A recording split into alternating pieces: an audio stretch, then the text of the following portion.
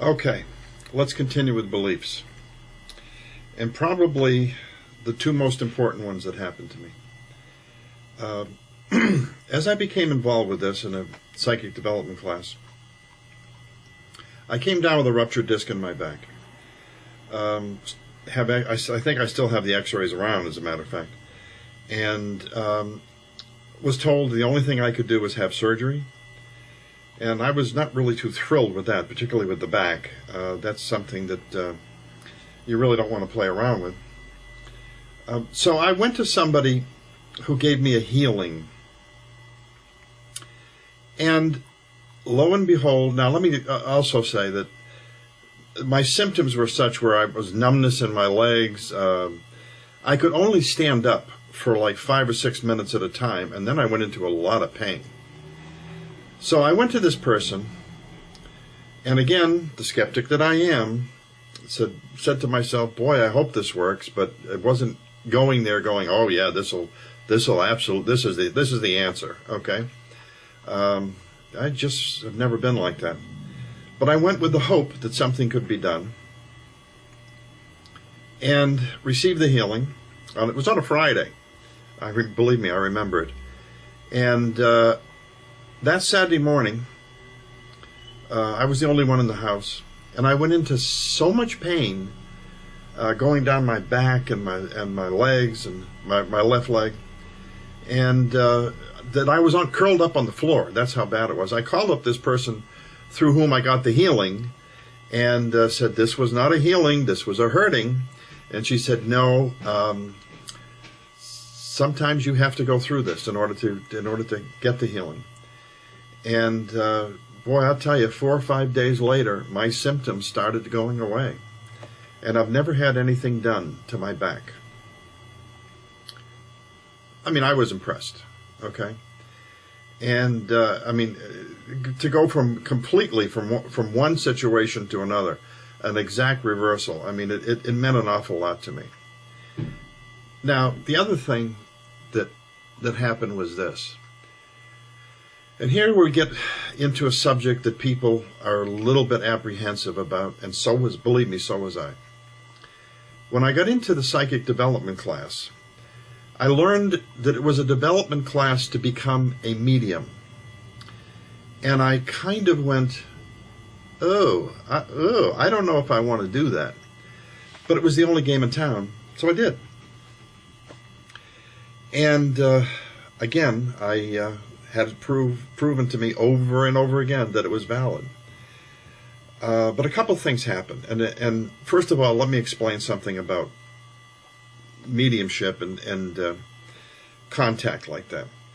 I've seen an awful lot of things on TV that talk about what they call cold readings. In other words, a supposed psychic will sit down with somebody and go, well, you're a wonderful person and you're strong and this and that. And it is so vague that they really don't tell them anything.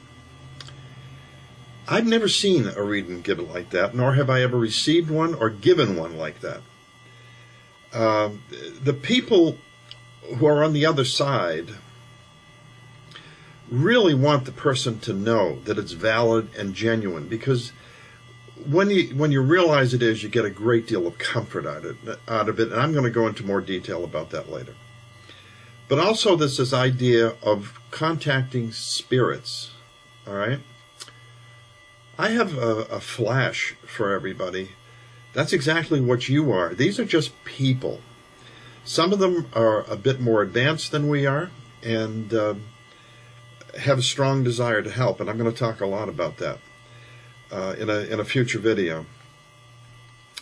But I went to somebody who channeled, where they go kind of like out of it, and you speak to somebody who's in spirit. And I said to myself, once again, being the skeptic that I am, said, well, I'll do it, but I'm going to be kind of tongue-in-cheek about it. I'm not going to. So I met the person who told me he was my spirit guide, who is a Native American, and listened and was impressed with what I heard, but not 100% convinced. Big surprise. Anyway, he asked that I talk to him alone. And see, when this person channeled, they were completely out of it. They don't know what is going on. So we set up an appointment. I went in, and he started to talk. And he said to me, "Joe, I am your spiritual father. There is nothing about you that I don't know." And then he started. And you know, there's an old idea that there is an image that we present to the world that is not completely us, but it's the image that we want the people around us and the world to see. And then there's the real us. Well, he started, "Joe, you are like this, you are like that, these things are good, you should follow up on this. This is not so good, this is going to hurt you spiritually, you're going to go on and on." And folks, the only thing that I can tell you is I was told so many things about Joe that only Joe knows. And that, combined with the healing, just made me look at this whole thing and say, you know something? I'm sold. Because the incidences of being told things and seeing things just absolutely convinced me completely. And the more you believe and the more positive you are about the whole thing, the better and better it gets.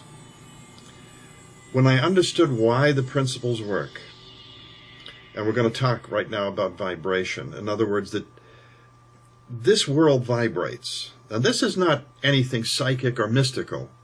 This is what physics is telling us, and we're going to talk about that too. And vibration means it goes from one state, fluctuates from one state to the other. And what separates us from the other side and those other people is that vibration. In other words, the vibration of this world is so fast and it's so continuous that we can't tell the separation in between. But in that separation are other vibrations, and we are unaware of them. It is like you can't hear sounds that are beyond a certain pitch, whether high or low, okay? It's kind of like that. In other words, you can't see, for example, other than sound, you can't see ultraviolet. You can't see infrared, but they exist, and they're there. So these levels of reality are just vibrating at a different level. But again, they are all one. And you exist on all of these levels, but you're not conscious on all of these levels. And as you meditate and you raise your vibrations, and those vibrations get higher and higher, you become more and more conscious of these other levels, of other things that are going on in your reality itself, and can be of tremendous benefit to you and those around you. And I'm going to sound like I'm repeating myself over and over again, which I guess I am. It means an awful lot when you look at yourself and you look at others, because you look at them entirely differently. In the next video, we are going to talk about science, because being the skeptic again that I am, there's a universal law that is called correspondence, which says there's a lot of continuity between one level of existence and another. And therefore, if I'm finding these things out using philosophy, if everything indeed has continuity and is part of the one, it's continuous from one single source, then science in some way should start moving in the same direction. And once again, lo and behold, it turned out to be true. We'll talk about it again. Take care and see you next time.